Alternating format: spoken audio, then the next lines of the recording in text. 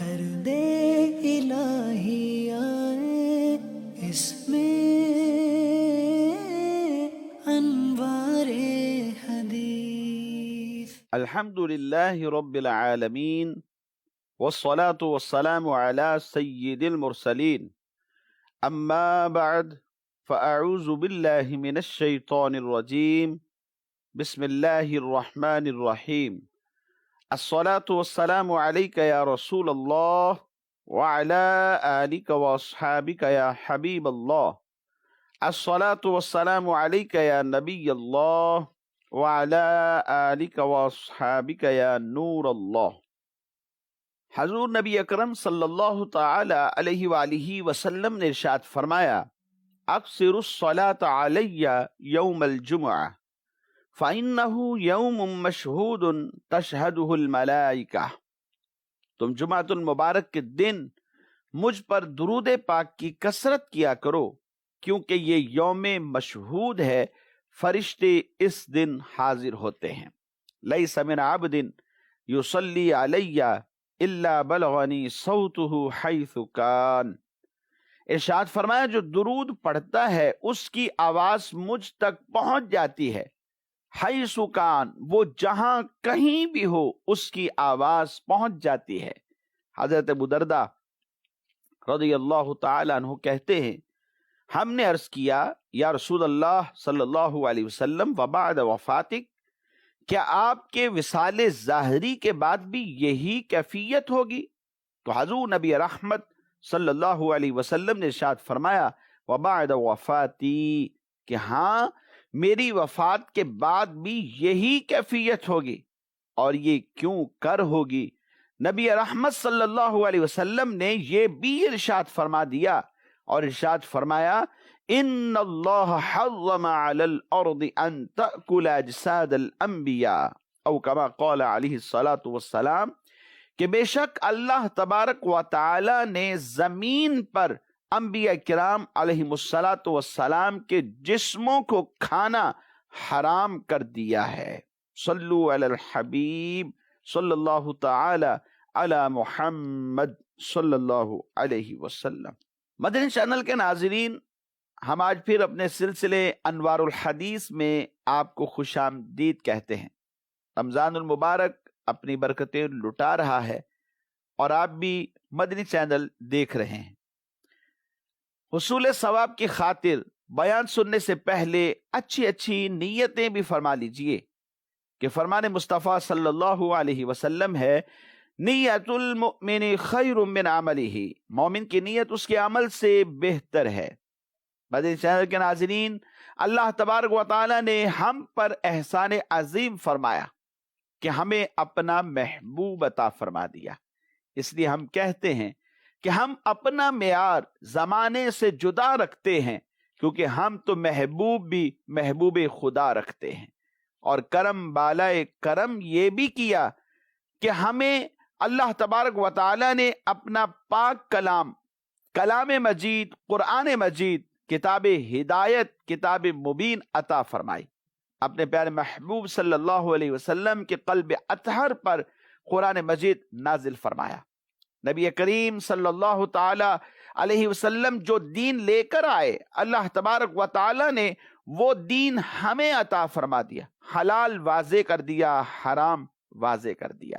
سرکار دو عالم صلی اللہ علیہ وسلم جو دین لے کر آئے وہ کامل و اکمل دین لے کر آئے، کیونکہ آپ کے بعد کوئی نبی نہیں آنے والا۔ حضور آخری نبی بن کر اس دنیا میں جلوہ گر ہوئے، اور آپ کے بعد کوئی نئی شریعت نہیں آنے والی۔ آپ آخری نبی اور آخری شریعت اللہ جل مجدہ نے ہمیں عطا فرمائی۔ وَرَضِيتُ لَكُمُ الْإِسْلَامَ دِينًا، اللہ نے اپنا پسندیدہ دین، دین اسلام ہمیں عطا فرمایا، اور اس کی حفاظت کے لیے ہمیں ہر وقت کوشاں رہنا چاہیے۔ بہت قیمتی دولت ہمارا دین، ہمارا ایمان ہے، جو اللہ جل مجدہ نے ہمیں عطا فرما دیا۔ اور اس ایمان کو بچانے کے لیے ضروری ہے کہ قرآن پر عمل کیا جائے۔ نبی کریم صلی اللہ علیہ وسلم کی احادیث مبارکہ کو سامنے رکھ کر ان کے انوار سے اپنے دل کو روشن کرتے چلے جائیے، عمل کرتے چلے جائیے تو انشاءاللہ زندگی کامیاب ہوگی اور آخرت بھی سرخرو ہوگی۔ آئیے ایک حدیث مبارک صحیح بخاری شریف میں امام بخاری رحمت اللہ تعالی علیہ نے نقل فرمائی، بہت پیاری حدیث مبارک آپ کی گوش گزار کرنے جا رہے ہیں، انتہائی توجہ کی ضرورت ہے۔ حضرت نعمان بن بشیر رضی اللہ تعالی عنہ اس حدیث کے راوی ہیں۔ وہ کہتے ہیں کہ میں نے نبی اکرم صلی اللہ تعالی علیہ وآلہ وسلم کو یہ فرماتے ہوئے سنا، کیا؟ الحلال بین والحرام بین وبینہما مشبہات لا یعلمها کثیر من الناس۔ بے شک حلال بھی واضح ہے، حرام بھی واضح۔ حلال کو واضح کر دیا گیا، حرام واضح کر دیا گیا۔ حلال کیا کیا ہے شریعت نے بتا دیا، اور حرام کیا کیا ہے قرآن نے بیان کر دیا، احادیث مبارکہ میں بیان ہو چکا ہے، شافی بیان موجود ہے، ہر چیز بالکل واضح ہے، کیا حلال کیا حرام۔ فرمایا ان دونوں کے درمیان میں کچھ امور ایسے ہیں کہ جو مشتبہ ہیں، کثیر لوگ ایسے ہیں جو ان کے بارے میں جانتے نہیں ہیں۔ فَمَنِ اتَّقَى الْمُشَبَّهَاتِ اسْتَبْرَأَ لِدِينِهِ وَعِرْضِهِ۔ تو جو مشتبہ چیزوں سے بچا اس نے اپنا دین اور اپنی عزت کو بچا لیا۔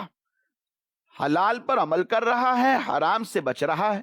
اور ان دونوں کے درمیان جو بعض ایسے امور تھے جو مشتبہ تھے، پہچاننا مشکل تھا عام لوگوں کے لیے، یہ تو اس سے بھی بچ رہا ہے۔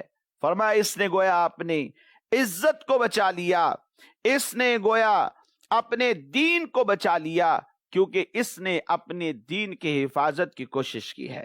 وَمَنْ وَقَعَ فِي الشُّبُهَاتِ كَرَاعٍ يَرْعَى حَوْلَ الْحِمَامِ يُوشِكُ أَن يُوَاقِيَهُ۔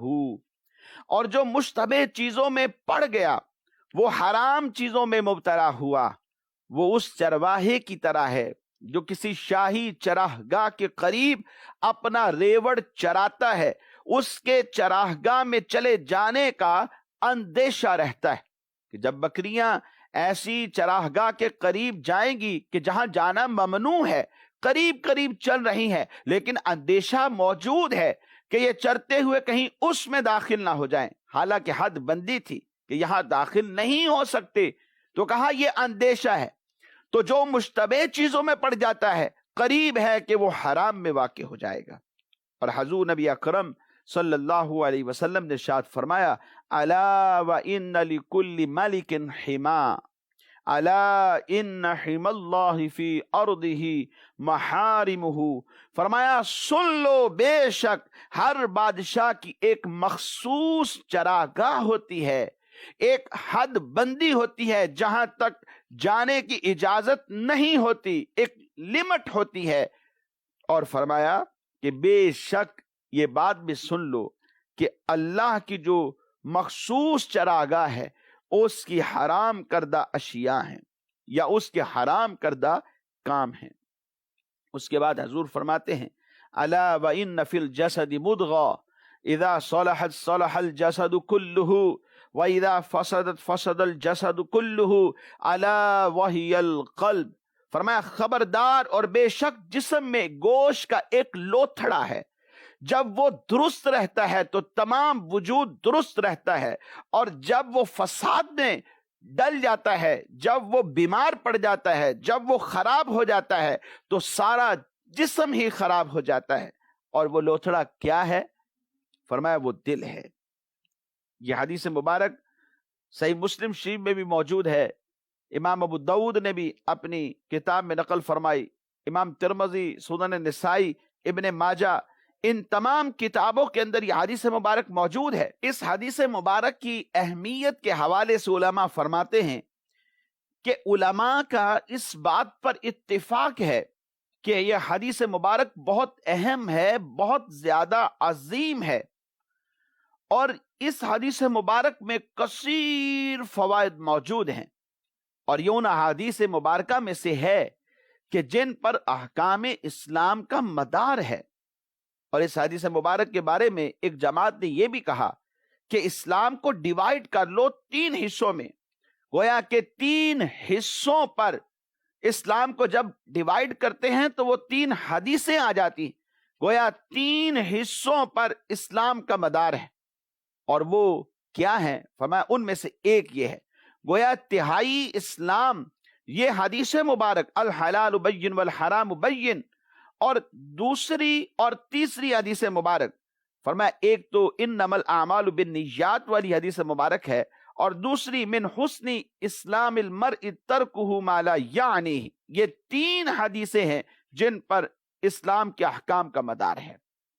اور امام ابو داؤد رحمت اللہ تعالی علیہ نے فرمایا کہ یہ حدیث مبارک چوتھائی اسلام ہے، یعنی انہوں نے اسلام کے جو احکام ہیں ان کو 4 حصوں میں تقسیم کر دیا، اور ایک حصہ اس حدیث مبارک کو بنیاد بنایا، اور 2 حدیث مبارک وہی من حسن اسلام المرء ترکہ ما لا یعنی اور انما الاعمال بالنیات، اور چوتھی حدیث مبارک فرمایا لا یؤمن احدکم حتی یحب لاخیہ ما یحب لنفسہ۔ یہ 4 احادیث مبارکہ ہے کہ جن پر احکام اسلام کا مدار ہے، اور ایک وہی حدیث مبارک جس کے اوپر آج کے سلسلے میں ہم گفتگو کر رہے ہیں۔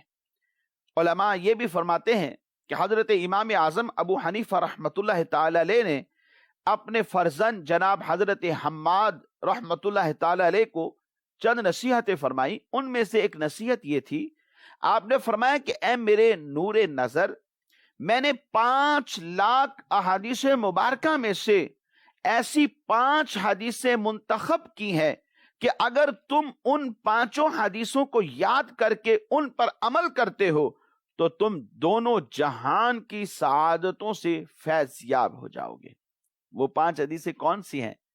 آئیے سماعت فرمائیے، اللہ کرے کہ ہم بھی ان پر عمل کرنے والے بن جائیں۔ ان میں سے پہلی حدیث مبارک انما الاعمال بالنیات، تمام اعمال کے ثواب کا جو دار و مدار ہے وہ انسان کی نیت پر ہوتا ہے۔ اور دوسری من حسن اسلام المرء ترکہ ما لا یعنی، آدمی کے اسلام کی خوبیوں میں سے یہ ہے کہ وہ تمام لا یعنی اور بیکار چیزوں کو چھوڑ دیتا ہے۔ اور تیسری لا یؤمن احدکم حتی یحب لاخیہ ما یحب لنفسہ، کہ انسان جو اپنی ذات کے لیے پسند کرتا ہے وہ اپنے دوسرے مسلمان بھائیوں کے لیے بھی پسند کرتا ہے۔ اور چوتھی یہی حدیث مبارک جو آج کے سلسلے میں ہم نے بیان کی، الحلال بین والحرام بین، حلال بھی واضح ہے، حرام بھی واضح ہے، اور ان دونوں کے درمیان کچھ ایسے امور ہیں جو مشتبہ ہیں، اور کثیر لوگ ایسے ہیں کہ جو ان سے ناواقف ہیں۔ پھر اس کے بعد 5ویں حدیث مبارک جو بیان فرمائی، فرمایا المسلم من سلم المسلمون من لسانہ و یدہ، کہ مسلمان وہ ہے کہ جس کے ہاتھ اور اس کی زبان سے دوسرے مسلمان سلامت رہیں۔ یہ 5 وہ احادیث مبارکہ ہیں کہ حضرت امام اعظم ابو حنیفہ رحمت اللہ تعالی علیہ فرماتے ہیں کہ اے میرے نور نظر، اگر ان کو یاد کر کے تم نے ان پر عمل کر لیا تو دونوں جہان کی سعادتوں سے تو سرفراز ہو جائے گا۔ علماء کہتے ہیں کہ اس حدیث کی اہمیت کی وجہ یہ ہے کہ اس میں نبی کریم صلی اللہ تعالی علیہ وآلہ وسلم نے یہ رہنمائی کی ہے کہ انسان کو کھانا پینا اور لباس کے بارے میں سوچ رکھنی چاہیے، یعنی اس کا کھانا پینا پہننا یہ سب حلال سے ہونا چاہیے۔ علماء کرام نے اس حدیث مبارک کی اہمیت کس وجہ سے ہے اسے بھی بیان فرمایا۔ کہتے ہیں کہ اس میں نبی کریم صلی اللہ علیہ وسلم نے یہ رہنمائی فرمائی کہ انسان کا کھانا پینا اور لباس حلال ہونا چاہیے، یعنی حلال چیزوں کے حصول کی طرف ہماری اس حدیث مبارک میں رہنمائی کی گئی ہے، اور یہ فرما دیا گیا کہ امور مشتبہہ کو ترک کر دینا چاہیے، انسان کو ان سے دور رہنا چاہیے۔ یہ امور مشتبہہ ہوتے کیا ہیں؟ علماء کرام نے متعدد اقوال نقل فرمائے۔ علامہ عینی رحمت اللہ تعالی علیہ نے جو اقوال ذکر فرمائے ان میں سے ایک یہ ہے کہ علامہ خطابی نے لکھا ہے کہ امور مشتبہہ فی نفسیہا تو مشتبہ نہیں ہوتے، بلکہ ان کا مشتبہ ہونا ایک اضافی عمل ہے، یعنی جو شخص ان امور کا حکم نہیں جانتا یہ ان پر مشتبہ ہوتے ہیں، کیونکہ اللہ تبارک و تعالی نے کسی چیز کو بیان کیے بغیر نہیں چھوڑا، ہر چیز کو بیان کر دیا گیا۔ اور اس کی دلیل قائم کر دی گئی. لیکن ایک بیان جمعی ہوتا ہے جس کو ہر شخص جان لیتا ہے، اور ایک بیان ایسا ہوتا ہے جسے بیان خفی کہتے ہیں، جس کو صرف علماء ہی اپنے اجتہاد اور استنباط کے ذریعے سے جان سکتے ہیں. دوسرا قول یہ ہے کہ امور مشتبہات سے مراد امور اجتہادیہ ہے، یعنی جس کا حلال یا حرام ہونا نہ تو قرآن کی صریح آیت میں موجود ہے اور نہ ہی حدیث مبارکہ کی صریح عبارت کے اندر موجود ہے، نہ ہی اس کے اوپر اجماع ہے. جیسے فی زمانہ کئی مسائل ایسے ہیں کہ جو آج کے ہی مسائل پیدا ہوئے ہیں، جیسے ٹیلی فون کے اوپر نکاح کرنا. یہ وہ مسائل ہیں کہ جو امور اجتہادیہ ہیں، جن کا حکم مجتہد اپنے اجتہاد سے معلوم کرتا ہے اور اس کو حلال یا حرام کے ساتھ پھر وہ لاحق کر دیتا ہے. تاہم اگر مجتہد کسی چیز کو اپنے اجتہاد سے حلال قرار دیتا ہے، تب بھی تقوی کا تقاضا یہی ہے کہ اس کا ارتکاب انسان نہ کرے، کیونکہ ہو سکتا ہے کہ اس کا اجتہاد خطا ہو. تیسرا قول یہ ہے کہ امور مشتبہات سے مراد امور مکروہہ ہے، اور حدیث میں مقصود امور مکروہہ سے اجتناب کرنے پر، بچنے پر انسان کو برانگیختہ کرنا ہے، ابھارنا ہے، ترغیب دلانا ہے. کیونکہ انسانوں کی ایک تعداد ہے جو امور مکروہہ سے اجتناب نہ کرنے میں جھجک محسوس نہیں کرتی، اور یہ خیال کرتے ہیں کہ بہرحال یہ حرام تو نہیں ہے، مکروہ ہی ہے نا. ان امور مکروہہ سے بھی بچنے کا حکم دے دیا گیا. چوتھا قول یہ ہے کہ امور مشتبہات سے مراد امور مباحہ ہیں، اور تقوی کا تقاضا یہ ہے کہ انسان ان سے بھی بچے، کیونکہ نبی کریم صلی اللہ تعالی علیہ وآلہ وسلم اور آپ کے خلفائے راشدین اور اکثر صحابہ کرام علیہم رضوان مباحات سے بھی اجتناب کرتے تھے. ان نفوس قدسیہ نے اچھے کھانے، اچھے مشروبات، اچھے ملبوسات اور اچھے مکانوں کو قصدن حاصل نہیں کیا، اور انہوں نے اپنے اجتہاد اور ارادے سے فقیرانہ اور درویشانہ زندگی کو اختیار کیا. پانچواں قول یہ ہے کہ امور مشتبہات سے مراد وہ امور ہیں جن کی حلت و حرمت میں دلائل متعارض ہو جاتے ہیں، اور ان امور میں احتیاط اور تقوی کا تقاضا یہ ہے کہ ان کو ترک کر دیا جائے، چھوڑ دیا جائے. کیونکہ نبی کریم صلی اللہ تعالی علیہ وآلہ وسلم نے ارشاد فرمایا، دع ما یریبک الی ما لا یریبک، کہ جو چیز تمہیں شک میں ڈالے تو اس کو چھوڑ دے. اور اس کی ایک مثال میں آپ کو عرض کرتا ہوں. جب حضرت عقبہ بن حارث سے ایک حبشی عورت نے کہا کہ میں نے تم کو اور تمہاری بیوی کو دودھ پلایا، یعنی تم دونوں ہی میری رضائی اولاد ہو، تمہارا نکاح نہیں ہو سکتا، گویا وہ کہنا یہ چاہتی تھی. تو ہر چند کہ صرف ایک عورت کے قول سے حرمت ثابت نہیں ہو سکتی، لیکن پھر بھی نبی اکرم صلی اللہ تعالی علیہ وآلہ وسلم نے ان سے فرمایا تم اپنی بیوی سے علیحدہ ہو جاؤ. اسی طرح ایک اور حدیث مبارکہ ہے. حضرت عدی بن حاتم رضی اللہ تعالیٰ عنہ نے آپ سے پوچھا کہ اگر میں اپنے شکاری کتے کو شکار کے لیے بھیجتا ہوں، جب وہ شکار لے کر میرے پاس واپس پلٹتا ہے تو اس کے ساتھ میں یہ دیکھوں کہ ایک اور کتا بھی ہے، اور مجھے یہ پتا نہ ہو کہ یہ شکار میرے شکاری کتے نے کیا ہے یا اس نے کیا ہے، تو ایسی صورت میں مجھے کیا کرنا چاہیے؟ کھانا چاہیے یا چھوڑ دینا چاہیے؟ تو نبی رحمت صلی اللہ علیہ وسلم نے فرمایا کہ تم اس کو مت کھاؤ. مدنی چینل کے ناظرین، امور مشتبہہ سے انسان جب بچتا ہے تو اپنے ایمان کو بچا لیتا ہے، اپنے دین اور اپنی عزت کو محفوظ کرتا ہے. اس حدیث مبارک میں یہ بھی فرمایا گیا کہ جسم کے اندر ایک ٹکڑا ہے، گوشت کا لوتھڑا ہے، اگر وہ ٹھیک ہو تو پورا جسم ٹھیک رہتا ہے، اور اگر وہ بگڑ جائے تو پورا جسم بھی بگڑ جاتا ہے، خراب ہو جاتا ہے. فرمایا وہ دل ہے. شارحین حدیث نے حدیث مبارکہ کے اس جز کو لے کر کے تفصیلی کلام اس بات پر بھی کیا ہے کہ عقل کا محل دل ہے یا دماغ ہے، اور دونوں طرف کے جو علماء ہیں اپنے اپنے اعتبار سے قوت رکھتے ہیں، اپنے منصب کے اعتبار سے، اور جو دلائل دیتے ہیں ان کے دلائل بھی اپنے اپنے اعتبار سے قوت رکھتے ہیں. اس حوالے سے علماء فرماتے ہیں کہ اصحاب شافعیہ اور جمہور متکلمین کا یہ نظریہ ہے کہ عقل قلب یعنی دل میں ہوتی ہے، اور امام احمد بن حنبل کی رائے بھی یہی معلوم ہوتی ہے، کیونکہ حنبلی علماء نے عقل کا جو مستقر ہے وہ قلب کو قرار دیا ہے۔ امام اعظم ابو حنیفہ رحمۃ اللہ تعالی علیہ فرماتے ہیں کہ عقل دماغ میں ہے۔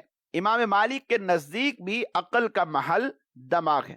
علامہ نووی رحمۃ اللہ تعالی علیہ لکھتے ہیں کہ جو علماء یہ کہتے ہیں کہ عقل دماغ میں ہے، ان کی دلیل یہ ہے کہ جب دماغ فاسد ہو جاتا ہے تو عقل بھی فاسد ہو جاتی ہے۔ معلوم ہوا کہ عقل دماغ میں ہوتی ہے۔ اللہ کریم اس حدیث مبارک کو جو ہم نے سماعت کی ہے ہمیں یاد رکھ کر عمل کی توفیق نصیب فرمائے، آمین بجاہ النبی الامین صلی اللہ تعالی علیہ وآلہ وسلم۔ دل کو ہمارے روشن کر